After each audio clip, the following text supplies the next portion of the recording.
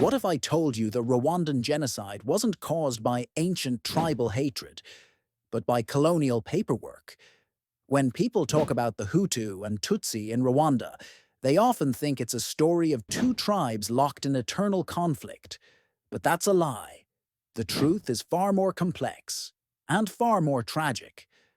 Because before the colonizers came, Rwanda wasn't divided by ethnicity, but by class and status.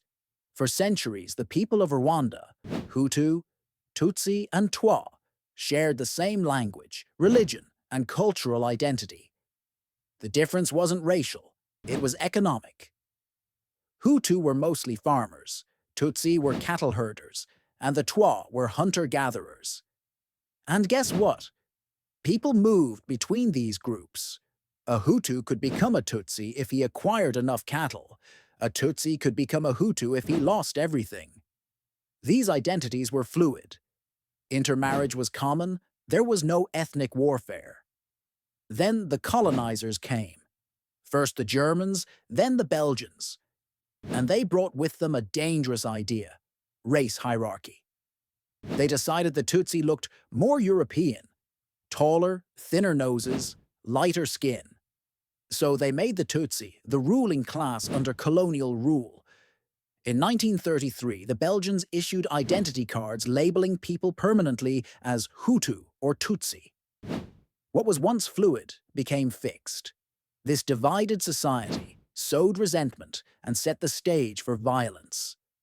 After independence, the Belgians flipped the power dynamic, supporting the Hutu majority. This swing in control didn't heal, it hardened the divisions. By the time the 1994 genocide happened, propaganda had been brewing for decades, built on a colonial foundation of mistrust. So no, the genocide wasn't the result of age-old tribalism, it was the legacy of a colonizer's pen. Lines drawn by outsiders turned into walls. If we want to understand Africa's present, we have to tell the truth about its past. If this gave you a new perspective, don't keep it to yourself. Like, share, and subscribe for more untold African history.